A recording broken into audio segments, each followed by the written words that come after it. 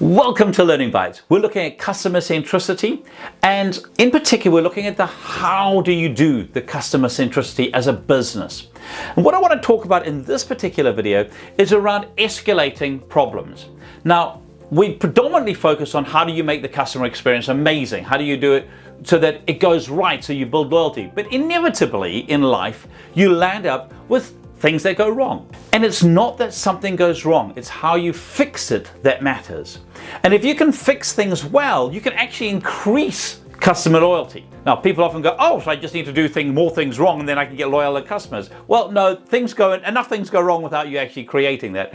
But it is the experience you create when something goes wrong that makes a profound difference to people. Go and have a look at all the things that have gone wrong in the last month or two, and then look at how you managed it. A couple of tips for you if you're a truly customer-centric business. Anytime something goes wrong, do your team know the exact steps that they need to take? Do they take ownership straight away? Do they say, great, thank you so much for giving us the feedback and giving us the opportunity to fix it. My name is Mike, and I will make sure this gets resolved for you. You see, then a team member immediately takes ownership. For most customers, this gives someone's going to do something, and their defenses drop. We then obviously need to look into it. We need to action what we're going to do. We need to give feedback to the client. So you need to train your team on how to ask questions to find out what the actual problem is. What is the resolution the customer is hoping they're going to get? And quite often when you ask that question, people go, well, no, actually, I just want to make sure that it doesn't happen to somebody else. But we want to find out what we can do. What are you prepared to do? Then we want to go and do it. So empower your team to know the process.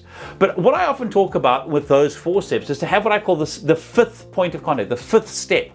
And this is where some real power lies from a customer-centric business. Anytime something goes wrong in your business, if you, the business owner, the manager, the CEO, will phone the customer to go, I believe that in your experience with us, something went wrong and my team resolved it for you.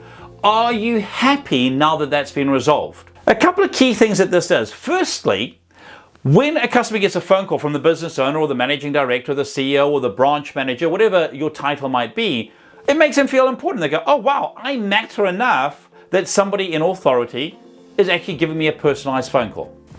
Secondly, if you're worried about, oh crumbs, I don't know if I've got time for that because I'm going to get so many complaints, well, you have a bigger problem than not having time to call customers. And the easiest way to find out if there's some endemic problems in the business is to actually make that call your responsibility.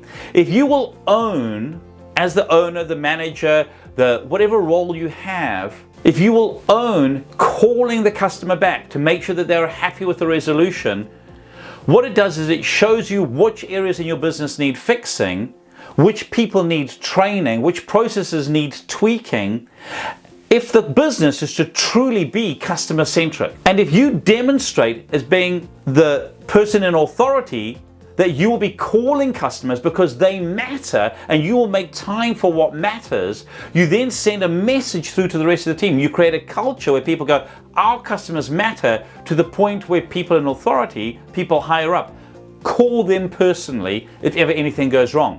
Suddenly it lifts that level because you know that your boss is going to call, and so you go, well, better make sure that I'm delivering a service that is so good that when the customer speaks, they're going to go, oh, your team's amazing. So have a look at the process you've got in place at the moment. Look at the last series of problems, issues, niggles that customers had. Review how they were handled. Call the customers and see if they were happy. And look at what you can do to make sure that doesn't happen again. You will find that doing that changes your culture, keeps you incredibly customer centric, and builds incredible loyalty in your customer base. Here's to your success. If any of this resonated with you, or you'd like any additional information or help, please do feel free to get in touch with us. Our website is www.thinkright.co.nz, or email mike@thinkright.co.nz, or feel free to give me a call 0272 987 523. Here's to your success.